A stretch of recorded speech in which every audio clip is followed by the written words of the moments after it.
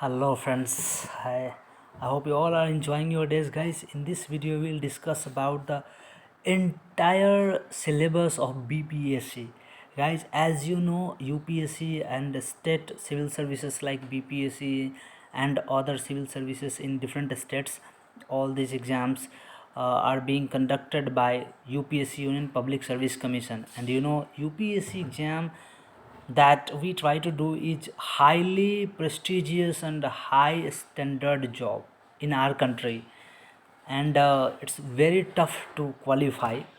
It's not tough actually if you are trying with whole effort, and if you are genuinely trying to clear UPSC or any state civil services exams, you can clear it. Nothing is possible guys, just be courage and try to do. If once you start genuinely to clear any examination, nothing is possible, you can definitely crack it. So before this guys, you know, we give any UPSC exams, and the people clear UPSC exams, they become like IAS and IPS. IAS, Indian Stand Administrating Service, and Indian Police Service. Okay, so Indian Administration Service में जाना है या Indian Public Police Service में जाना है, for both you will have to face civil services examination. So before that you will have to know the entire syllabus before your preparation. So in this video I am going to clear you about entire syllabus of BPSC exams. Okay, before 2007 the syllabus was some ancient, but after 2013 के बाद थोड़ा सा इसमें changement किया गया, BPSC के syllabus में थोड़ा सा चेंजमेंट किया गया है. And now if you are going to appear in the 66th BPSC examination in 2020, the date is around in December, but it may be postponed. So here I will show you and clear you in a very simple way and in a very clear way, so that thereafter completion of this video you will not have any kind of doubt and hesitation concerning to BPSC syllabus. Okay guys, as you know, in the first examination, BPSC examination is taken in 3 phases. So now let's understand the syllabus. Guys, BPSC exam is conducted in 3 phases. The first one pre, and the second mains, and the third one is interview. So this exam in 3 phases, one by one we will understand. Okay, in the first phase of this exam PT is conducted, means PT preliminary test, और हिंदी में प्रारंभिक परीक्षा बोलते हैं, PT preliminary test, and it carries 150 marks. This is very compulsion, means you will have to clear this examination. PT is like a door of the home, main door. ये मान लीजिए घर का एक दरवाज़ा है. Until you open the door, you cannot access whatever the features which are there in your building, in your room. You cannot access all of them, means you will have to open the door at first. So PT is look like a door, main door है, that you will have to clarify it, you will have to clear this examination. But in the means in the merit list, this marks is not going to be add. Merit list जो बनता है और जो mains exam होते हैं, जो आपका merit बनता है, उसमें पीटी का मार्क्स ऐड नहीं किया जाता है. इसमें आपको क्वालिफाई होना ज़रूरी होता है. आप जब तक क्वालिफाई नहीं होंगे, आप मेंस के पेपर में आप बैठने का आपको अनुमति नहीं दिया जाएगा. तो इस पॉइंट ऑफ व्यू से काफ़ी इंपॉर्टेंट है कि आप पीटी में आपको क्लियर करना ही पड़ेगा, तभी आप मेंस देंगे. तो फर्स्ट एग्ज़ाम जो होता है फेज वन वो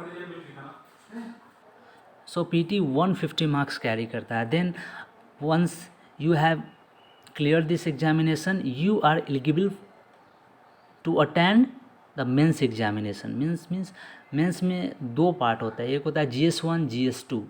अब GS जो जनरल स्टडीज़ को क्वेश्चन पूछे जाते हैं, उसमें से 900 मार्क्स, मीन्स आप टोटल 1000 मार्क्स मान लो, और जो 100 मार्क्स होता है वो हिंदी का होता है. Hindi paper carries 100 marks, but 100 marks का में जो मार्क्स है वो आपके मेरे. So the second paper is called mains paper, and mains paper consist of 2 paper, GS1 and GS2. Each paper consists of 300 marks, carries 300 marks. and total 900 marks that is going to be add in your merit marks. Okay, so GS1 and GS2 you can see here also. In mains paper 900 marks total and GS1 mean समान अध्ययन का paper 1 300 marks का, paper 2 300 marks का, और उसमें एक optional subject आता है। ऑप्शनल सब्जेक्ट ऐच्छिक विषय 300 मार्क्स का। आप कोई भी ऑप्शनल सब्जेक्ट चूज कर सकते हैं, बहुत सारे हैं, more than 30, there are more than 30 optional subjects are there, you can choose any one of them that carry also 300 marks. So 300 multiply 3 means 900 marks total. Means paper carries 900 marks, and then there is interview, it carries 120 marks. Interview means साक्षात्कार it carries 120 marks. So 900 plus 120 total 1020 marks. total 1020 marks he merit में जोड़ा जाता है। जो merit बनता है वो total 1020 marks का ही होता है। जो फर्स्ट पीटी एग्ज़ाम होता है वो आपके मेरिट में नहीं जुटेगा, लेकिन आपको उसको क्वालिफाई करना कंपलसरी है। सिमिलरली इन जीएस और मेंस में 100 मार्क्स का हिंदी पूछा जाएगा, जिसमें आपको क्वालिफाई करना ज़रूरी है। जब तक सबसे फर्स्ट पेपर आपका हिंदी चेक होगा, अगर आप उसमें if you don't qualify this paper, GS1 GS2 and optional subjects are not going to be checked out. Okay, so this is also compulsory to qualify सामान्य Hindi which carries 100 marks. 100 marks जो पूछा जाता है हिंदी में, उसमें आप देखिए कौन कौन से। Mainly essay 30 marks and syntax 25 marks and summarise संक्षेपण 25 मार्क्स का, निबंधन 30 मार्क और वाक्य विन्यास मीन्स इन इंग्लिश सिंटेक्स जो है 25 मार्क्स का पूछा जाएगा। तो हिंदी 100 मार्क्स का आपको उसमें 30 मार्क्स लाना कंपलसरी है टू क्वालिफाई। अगेन आप उसको क्वालिफाई नहीं करेंगे तो मेंस पेपर आपका चेक ही नहीं होगा। तो मेंस पेपर चेक हो, इसके लिए आपको हिंदी 100 मार्क्स का क्वालिफाई करना ज़रूरी है। So it's pretty simple to qualify Hindi marks. यदि आप नॉर्मल आप जेन्युइनली यदि पढ़ रहे हैं तो आप आसानी से हिंदी को आप क्वालिफाई कर जाएंगे। Okay, now the question is means how to choose and what to choose as optional subject. Optional subject में क्या चूज किया जाए और किसको चूज किया जाए, ये ज़्यादा इंपॉर्टेंट होता है। इन GS पेपर 1 सी मेंस में हमने GS पेपर 1 और GS पेपर 2 एग्ज़ाम लिखना है। ये totally these are descriptive means GS1 and GS2 सामान्य अध्ययन पेपर 1 पेपर 2 जो होगा वो डिस्क्रिप्टिव होगा, जिसमें हमें लिखना होता है, ज़्यादातर लिखना। सो इसमें writing capability, fast writing capability ability आपके अंदर होनी चाहिए। तो ये राइटिंग इसमें सबसे ज़्यादा लिखना पड़ता है आपको। GS पेपर 1 की बात करें तो if you talk about GS paper 1, Indian, modern Indian, ancient Indian, culture, history, ancient history, modern history. Second, national and international memorandum या जो भी issue, recent issue that is happening in our country, and it may be national or international. A part of this economics से भी आपके विश्लेषण, आरेखन, चित्रण, graph वगैरह से भी पूछे जाते हैं। साथ ही आधुनिक भारत का इतिहास बिहार के संदर्भ में, ऑलवेज रिमेंबर दिस थिंग, जो भी आपको इंडिया में पूछा जाता है उसको बिहार के संदर्भ में, जिस स्टेट से आप एग्ज़ाम दे रहे हैं उससे कंसर्न, उसको कंपेयर करके उसका क्या इफ़ेक्ट पड़ता है, तो वहाँ के पर्टिकुलर आपके स्टेट से पूछा जाएगा। सपोज इतिहास के रूपरेखा के साथ जैसे रविंद्रनाथ टैगोर, नेहरू संबंधित प्रश्न शामिल होंगे। बिहार के आधुनिक इतिहास के संबंध में प्रश्न इस क्षेत्र के पश्चात शिक्षा के आरंभ और विकास से पूछे जाएंगे। इसमें भारतीय स्वतंत्रता संग्राम के बिहार में की क्या भूमिका रही है, जैसे प्रश्न, जिसे इसके अलावा और भी मुख्य प्रश्न जैसे संथाल विद्रोह बिहार में 1857 का विद्रोह, बिरसा आंदोलन, चंपारण सत्याग्रह 1942, भारत छोड़ो आंदोलन, और इसके अलावा डायनेस्टी जैसे मौर्य डायनेस्टी, चंद्रगुप्त डायनेस्टी, शिलालेख, उसका क्या इंपॉर्टेंस रहा है। सो इन सारे चीज़ों से आपका प्रश्न, जो भी क्वेश्चन पूछे जाएंगे, इन सारे चीज़ों से कंसर्न होंगे GS पेपर 1 में।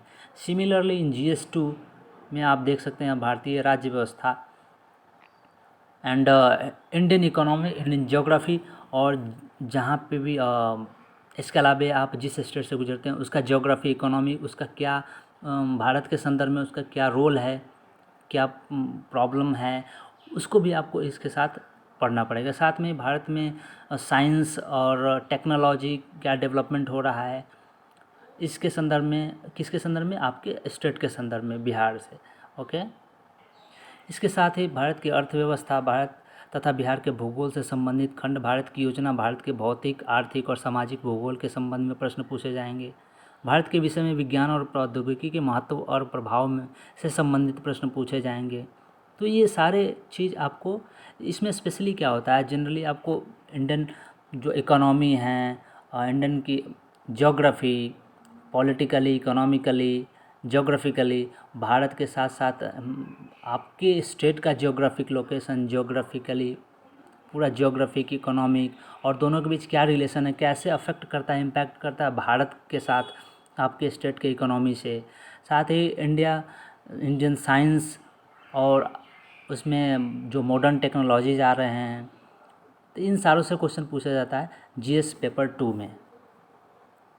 इसमें आप guys you focus on this thing कि whenever you are preparing for GS paper 1, GS 2, remember always कि जो भी आप whatever you are studying that must concern to your state also, and that should be correlated to the country, and what is the impact of your state, like if you are preparing any topic from your state, तो वो कैसे impact करता है भारत के ऊपर, और क्या क्या आपके राज्य में परेशानियां हैं, क्या क्या, सपोज़ आप इस तरीके से माइंड मेकअप करके आप प्रिपेयर कर सकते हैं कि in the point of education, in the point of political issues, in the point of agriculture, in the point of industrial development.